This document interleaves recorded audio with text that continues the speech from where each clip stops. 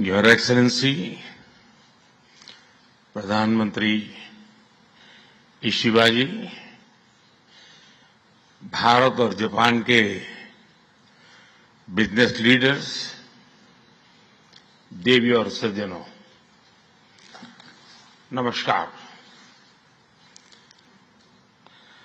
मैं आज सुबह ही टोक्यो पहुंचा हूं। मुझे बहुत खुशी है कि मेरी यात्रा की शुरुआत बिजनेस जगत के दिग्गजों के साथ हो रही है और उसमें से आपसे बहुत लोग हैं जिनसे मेरा व्यक्तिगत परिचय रहा है। जब मैं गुजरात में था तब भी और गुजरात से दिल्ली आया तो तब भी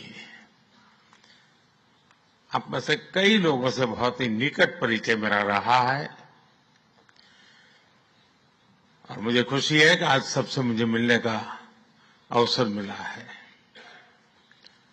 मैं प्रधानमंत्री इशिबा का विशेष रूप से आभार व्यक्त करता हूं कि वे इस फोरम से जुड़े हैं।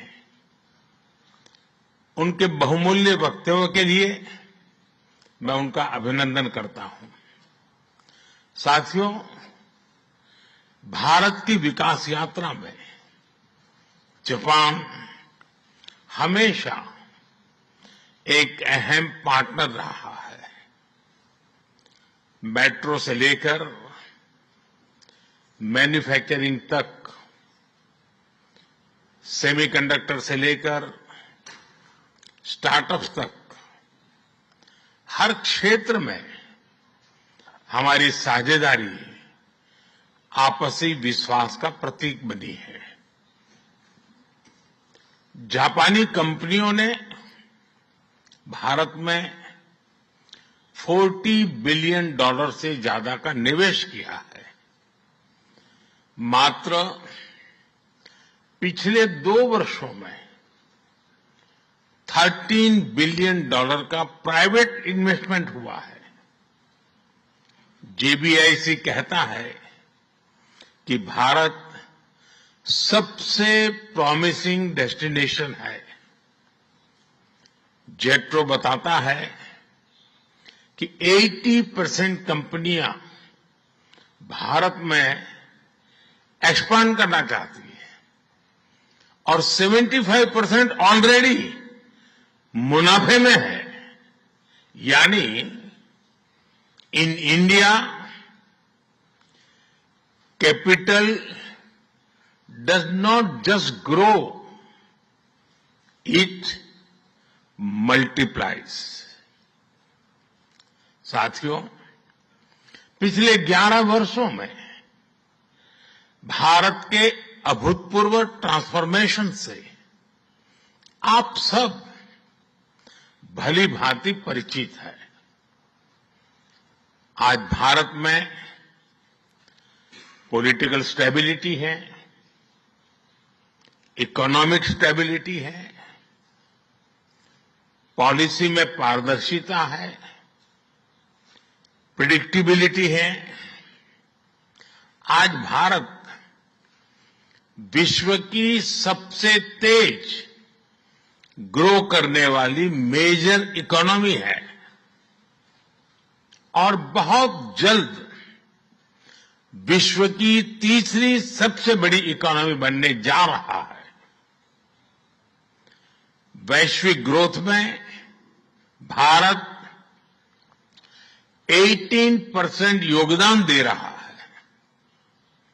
भारत की कैपिटल मार्केट्स में अच्छे रिटर्न्स मिल रहे हैं। एक मजबूत बैंकिंग सेक्टर भी है। लो इन्फ्लेशन और लो इंटरेस्ट रेट्स, करीब $700 बिलियन के फॉरेक्स रिजर्व है। साथियों, इस बदलाव के पीछे हमारी रिफॉर्म, परफॉर्म और ट्रांसफॉर्म की अप्रोच है। 2047 में 2017 में हमने वन नेशन वन टैक्स की शुरुआत की थी। अब इसमें नए और बड़े रिफॉर्म लाने पर काम चल रहा है। कुछ हफ्ते पहले हमारी संसद ने नए और सिंप्लीफाइड इनकम टैक्स कोड को भी मंजूरी दी है। हमारे रिफॉर्म्स केवल टैक्स प्रणाली तक सीमित नहीं है। हमने ईज ऑफ डूइंग बिजनेस पर बल दिया है। बिजनेस के लिए सिंगल डिजिटल विंडो अप्रूवल की व्यवस्था की है। हमने 45,000 कंप्लायंसेस रेशनलाइज किए हैं। इस प्रक्रिया को गति देने के लिए डीरेगुलेशन पर एक उच्च स्तरीय कमेटी बनाई गई है। डिफेंस और स्पेस जैसे सेंसिटिव क्षेत्रों को प्राइवेट सेक्टर के लिए खोल दिया गया है। अब हम न्यूक्लियर एनर्जी सेक्टर को भी खोल रहे हैं।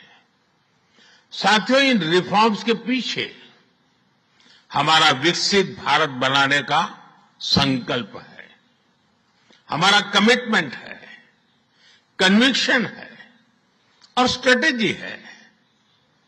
और विश्व ने इसे रिकॉग्नाइज ही नहीं, एप्रिशिएट भी किया है।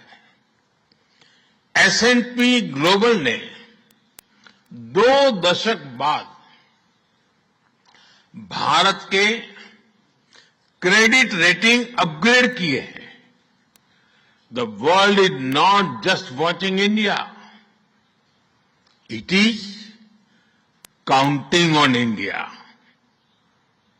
साथियों, अभी भारत जापान बिजनेस फोरम की रिपोर्ट प्रस्तुत की गई।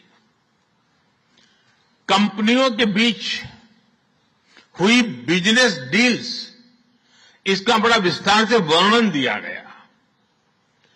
इस प्रगति के लिए मैं आप सभी का बहुत बहुत अभिनंदन करता हूं।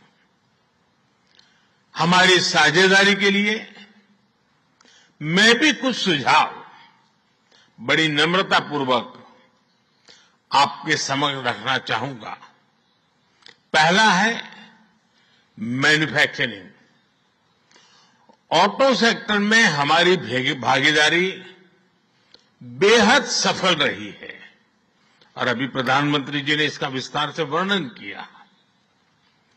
हम साथ मिलकर वही magic batteries, robotics, semiconductor, ship building और न्यूक्लियर एनर्जी में भी दोहरा सकते हैं।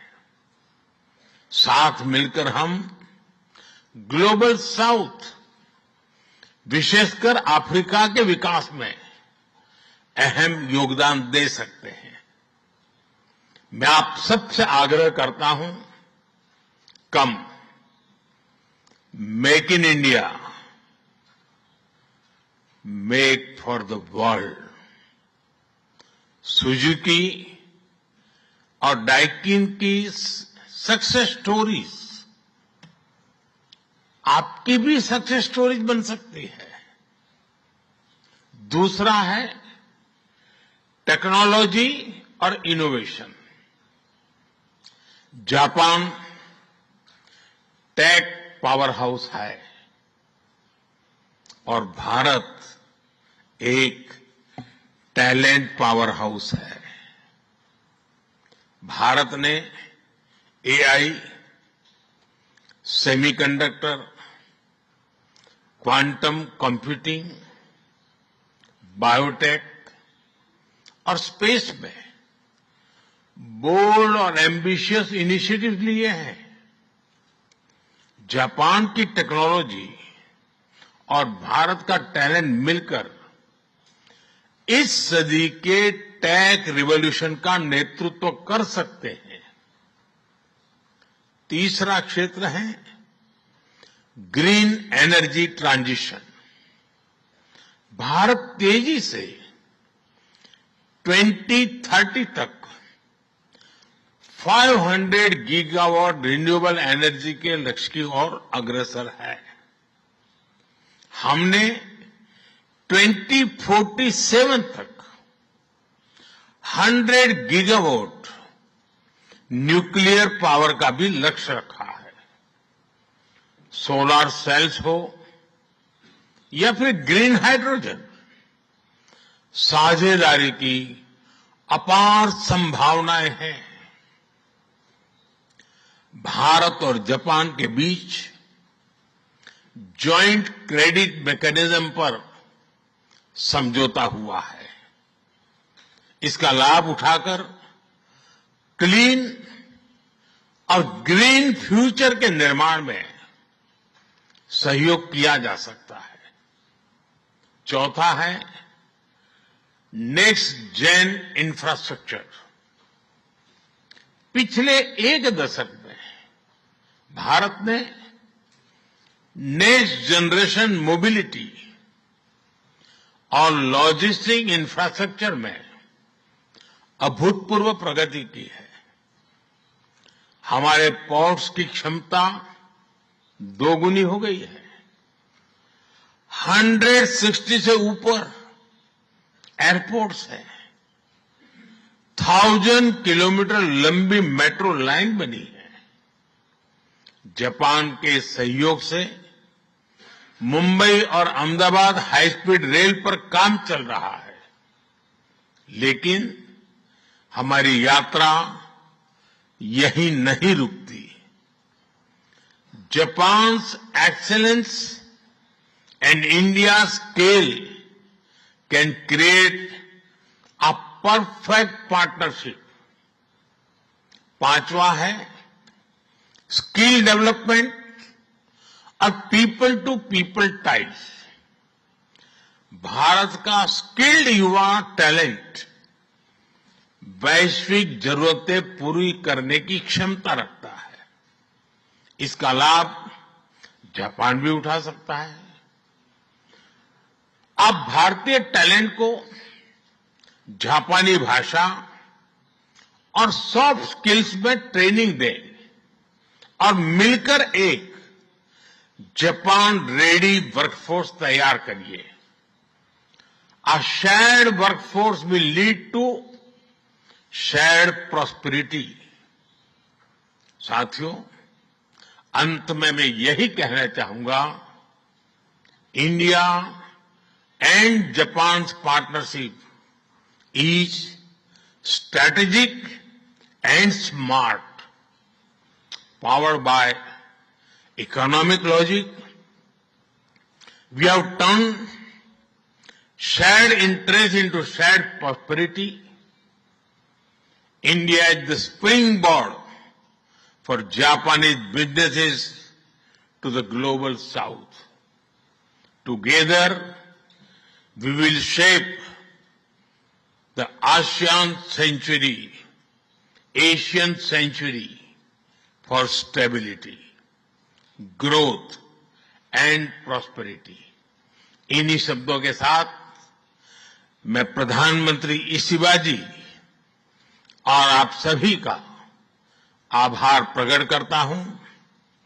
अरिगातो गोजाइमास।